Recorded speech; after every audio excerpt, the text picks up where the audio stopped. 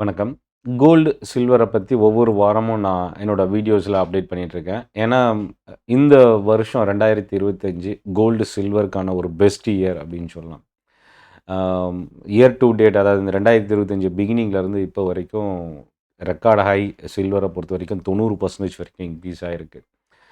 28, $30 இருந்த silver $54 cross பண்ணியிருக்கு. இது வந்து பார்த்தீங்கன்னா, இன்வெஸ்டார் சைட்ல எல்லாருக்கும் இருக்கிற ஒரு கொஸ்டின் மார்க். இப்போ இந்த 45, $48 இப்போ ட்ரேட் ஆயிட்டுருக்கு. இந்த இடத்துல இன்வெஸ்ட் பண்ணலாமா? அப்படின்றது. இதில முதல் விஷயம் இந்த வீடியோல நம்ம பார்க்க போறது என்னன்னா, சில்வர்ல ஒரு பெரிய கிராஷ் நடந்திருக்கு. $54 இப்போ $48 உடைஞ்சிருக்கு. ஸோ, இப்போ ஆல்ரெடி இன்வெஸ்ட் பண்ணியிருக்கிறவங்க என்ன செய்யலாம்? இல்ல இப்போ இந்த கரெக்ஷன நம்ம யுட்டிலைஸ் பண்ணி இப்போ ஃப்ரெஷ்ஷா இன்வெஸ்ட் பண்ணலாமா? இந்த மாரி நெறைய கொஷின்ஸ் இன்வெஸ்டர் சைட்ல இருக்கு. அத பத்தின ஒரு வீடியோ தான் நம்ம இப்ப பார்க்க போறோம். முதல் விஷயம் precious metal. Yellow metal, gold. White metal, silver. இது 2மே கிட்டத்தட்ட ஆல்மோஸ்ட் ஒரு சிமிலர் ட்ரெண்ட் தான் இருக்கும். கோல்டு இன்க்ரீஸ் ஆகி சில்வர் ஃபால் ஆகுற அந்த மாரி சினாரியோ ரொம்ப ரேர் தான். ஸோ கோல்டு 1% இன்க்ரீஸ் ஆனா, சில்வர் 1 to 2% இன்க்ரீஸ் ஆகும். கோல்டு 1% 1/2% இறங்குச்சுன்னா, அதே அளவுக்கு கொஞ்சம் அதிகமா கூட இறங்கும். கோல்டு இன்க்ரீஸ் ஆகும்போதும், ஃபால் ஆகும்போதும் அதோட தாக்கம் சில்வர்ல கொஞ்சம் அதிகமாவே இருக்கிறதுக்கு வாய்ப்பு இருக்கு. ஒரு சில ரொம்ப ரேர் சினாரியோல தான் இந்த 2 ட்ரெண்டுமே மாறி, மாறி வேற, வேற ட்ரெண்ட்ல மூவ் ஆக சான்சஸ் இருக்கு. ஸோ கோல்டுமே ஒரு நல்ல அவுட் பெர்ஃபார்மிங் அசெட்டா தான் இன்வெஸ்டர்ஸ்க்கு இந்த 2025 கை குடுத்துருக்கு. நான் அத பத்தின டீட்டெயில் எல்லாமே நம்ம பார்த்தாச்சு. இப்போ டைரக்ட்டாவே வந்து என்னன்னா, சில்வர் வந்து ஃபால் ஆனதுக்கு காரணம் என்ன? ஏன்னா, இது தெரிஞ்சா தான் நம்ம சில்வர்ல இப்போ அடுத்து என்ன முடிவு எடுக்கலாம்? ஃப்ரெஷ்ஷா இன்வெஸ்ட் பண்ணலாமா? இல்ல இன்வெஸ்ட் பண்ணியிருக்கிறத இப்போ ப்ராஃபிட்ட புக் பண்ணிடலாமா? இல்ல இன்னும் ஆட் பண்ணலாமா? இந்த மாரி நெறைய கொஷின்ஸ் இருக்கு. அதுக்கான மேபி முடிவெடுக்கிறதுக்கு இந்த வீடியோ உங்களுக்கு யூஸ்ஃபுல்லா இருக்கும் அப்படின்னு நெனைக்கிறேன். $54.4 பெர் அவுன்ஸ் வந்து சில்வர் இருந்தது. இதான் ரெக்கார்ட் ஹை இந்த அக்டோபர்ல போனது. அங்கேருந்து இப்போ $48 உடைச்சு இறங்கியிருக்கு.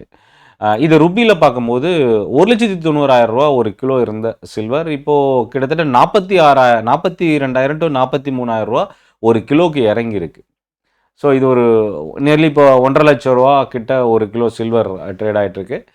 அ இப்போ இந்த சில்வர் ஃபால் ஆனதுக்கான ஃபர்ஸ்ட் ரீசன் எல்லாருக்குமே தெரிஞ்ச விஷயம் தான். என்னன்னா, அ கிட்டத்தட்ட இந்த ஜனவரிலேருந்து 90% இன்க்ரீஸ் ஆயிருக்கிறது ஒரு ப்ராஃபிட் புக்கிங் தான் ஃபர்ஸ்ட் ரீசனா நம்ம பார்க்க முடியும். ஏன்னா, சடனா ஒரு ஃபால் கன்டினியூஸா ஒரு வருஷம் ஃபுல்லா இன்க்ரீஸ் ஆயிட்டு இருக்கிற சில்வர், திடீர்னு ஒரு ஷார்ட் பீரியட்ல ஒரு ஃபால் வருதுன்னா, கண்டிப்பா அது ஒரு பேனிக் செல்லிங், ப்ராஃபிட் புக்கிங் தான். அது முதல் ஒரு ட்ரிகர் ஆகக்கூடிய ஒரு இடம். ஏன்னா, இது எல்லா அ மார்க்கெட்டுக்கும் இது பொருந்தும். ஸோ, அப்போ ப்ராஃபிட் புக்கிங் வந்து இந்த 90% ராலில நடந்திருக்கு. இது ஒரு 20% கிட்ட ஹைல இருந்து ஃபால் ஆயிருக்கு.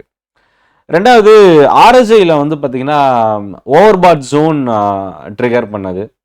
3வது அ திவாலிக்கு அப்புறம் அ சப்ளை வந்து கொஞ்சம் இன்க்ரீஸ் ஆயிருக்கிறது. Dollar strengthen ஆயிருக்கிறது.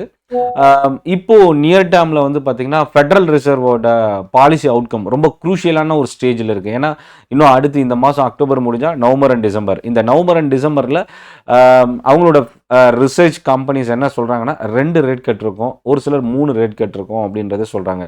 ஒரு ஷார்ட் பீரியட்ல இந்த அளவுக்கு ஒரு பெரிய ரேட் கட் இருக்கு அப்படின்னா, கண்டிப்பா அது ஒரு ரொம்ப குரூஷியலாவும் பார்க்கக்கூடிய ஒரு விஷயம். ஸோ, இது கோல்டு, சில்வர் மட்டும் இல்ல, அதர் கமாடிட்டிலயும் இதோட இம்பாக்ட் தாக்கம் இருந்தது. இப்போ பாசிட்டிவ் சைடு வரலாம். Gold, silver, precious metal. Base metal அப்படின்றது காப்பர், நிக்கல், ஜிங்க், அலுமினியம். இந்த மெட்டல வந்து லெட். இந்த மெட்டல வந்து நம்ம என்ன சொல்லலாம்னா பேஸ் மெட்டல்னு சொல்லுவோம்.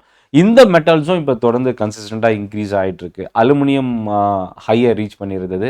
லாஸ்ட் வீக் ஹிண்டால்கோ, வேதாந்தா, ஆம், நால்கோ இந்த ஸ்டாக்ஸ்லாம் ஒரு பவுன்ஸ் பேக் வெள்ளிக்கிழமை இருந்தது. ஸோ அப்போ என்னன்னா, பேஸ் மெட்டல்லையும் இந்த ராலி வந்து இப்போ ஸ்டார்ட் ஆயிருக்கிறதுனால, ப்ரீஷியஸ் மெட்டல்ல இந்த ப்ராஃபிட் புக்கிங்க்கு அப்புறம் மறுபடியும் ஒரு ஸ்டேபிலிட்டியோ, இல்ல ஒரு ரிவர்சல் ட்ரெண்டோ, இல்ல ஒரு கன்சாலிடேஷனோ ரீடெயின் ஆகிறதுக்கான வாய்ப்பு இருக்கு அப்படின்னு சொல்லலாம்.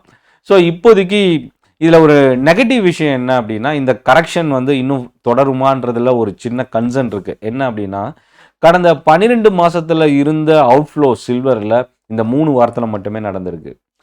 ஸோ அப்ப என்னன்னா, 12 மாசத்துல இருந்த செல்லிங் இந்த 3 வாரத்துல நடந்திருக்கிறது ஒரு பெரிய மேஜர் கன்சர்னா பார்க்கலாம்.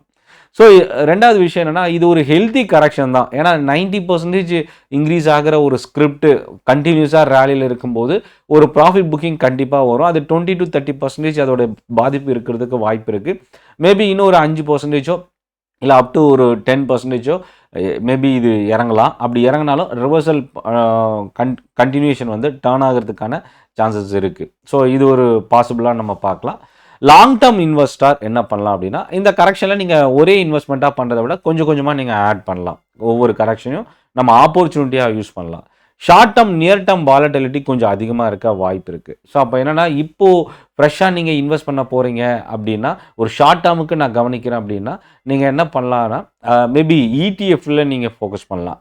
கமாடிட்டியில இருக்கிற சில்வர்ல என்டர் ஆகிறத விட, ஏன்னா அது டெரிவேட்டிவ் கான்ட்ராக்ட்ன்றதுனால இடிஎஃப்லயோ இல்ல மியூச்சுவல் ஃபண்ட்ஸ்லயோ கொஞ்சம் கொஞ்சமா நீங்க ஆட் பண்ணிட்டே வரலாம்.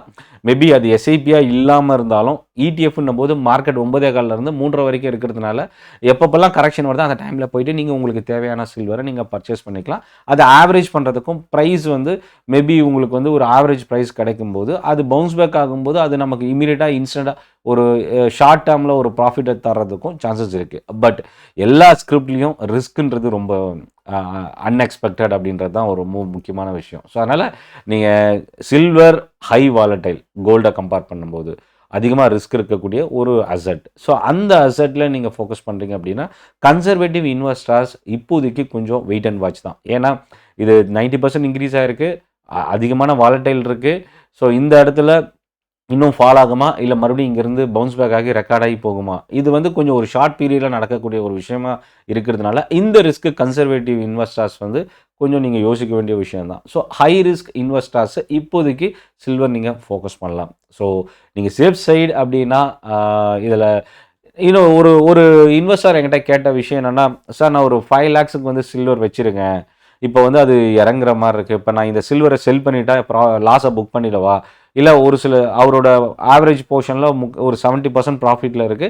ஒரு 30% லாஸ்ல இருக்கு அப்படின்னு சொன்னாரு. அப்போ என்னன்னா, இந்த மாரி சினாரியோல நீங்க என்ன பண்ணலாம்னா, ஹெட்ஜிங் கான்செப்ட் யூஸ் பண்ணலாம். அதாவது ஒரு ரூ. 5,00,000 நீங்க வச்சிருக்கிற சில்வருக்கு அகைன்ஸ்டா கமாடிட்டி மார்க்கெட்ல சில்வர் மைக் இல்ல சில்வர் மினி ஃபியூச்சர் வந்து நீங்க ஷார்ட் பண்றதுக்கு யூஸ் பண்ணலாம். மேபி ரூ. 5,00,000 அப்படின்னு வரும்போது கிட்டத்தட்ட நீங்க இடிஎஃப்ஆ இன்வெஸ்ட் பண்ணியிருந்தாலும், இல்ல மியூச்சுவல் ஃபண்ட்ல இன்வெஸ்ட் பண்ணியிருந்தாலும், நியர்லி அது ஒரு 3 கிலோகிராம் வெள்ளி தான் வரும் ரூ. 5,00,000க்கு. ஸோ அப்ப அந்த 3 கிலோக்கு நீங்க 3 சில்வர் மைக் வந்து நீங்க ஹெட்ஜ் பண்ணலாம். ஷார்ட் பண்றது மூலியமா. மேபி இந்த ரிஸ்க்கு நீங்க அ இதுக்கு மேல உங்களால டாலரேட் பண்ண முடியல அப்படின்னும்போது, ஒரு டைம் பீயிங்க்கு நீங்க ஹெட்ஜ் பண்ணலாம். பட் ஹெட்ஜ் பண்ணாலும் அகைன் பவுன்ஸ் பேக் ஆகும்போதும் உங்களுக்கு அந்த லாஸ் ரெக்கவர் ஆகாது. இந்த ஹெட்ஜிங்லேயே தான் ரீட்டைன் ஆயிட்டுருக்கும். ஸோ அதனால ஹெட்ஜிங் பண்ணுறதுக்கு முன்னாடியும் நீங்க கமாடிட்டி டெரிவேட்டிவ்ல ஷார்ட்டும், ஈக்விட்டியில் அசெட்டை வந்து நீங்க லாங் டேர்மோ இல்ல ஷார்ட் டேர்ம் இன்வெஸ்ட்மெண்ட் பண்ணும்போது ஹெட்ஜ் பண்றீங்க அப்படின்னா, அதில இந்த ரிஸ்க் இருக்க வாய்ப்பு இருக்கு. இத பத்தின மேலும் உங்களுக்கு சில்வர் பத்தின மேலும் உங்க ஃபீட்பேக்க நீங்க கமெண்ட்ல போஸ்ட் பண்ணுங்க. இந்த வீடியோ உங்களுக்கு யூஸ்ஃபுல்லா இருக்கும்னு நினைக்கிறேன். சென்னை ட்ரேடிங் அகாடமி தமிழ்ல ஸ்டாக் மார்க்கெட்ட லேர்ன் பண்றதுக்கான ஒரு பெஸ்ட் யூடியூப் சேனல். சப்ஸ்கிரைப் பண்ண மறந்துடாதீங்க. நன்றி. வணக்கம்.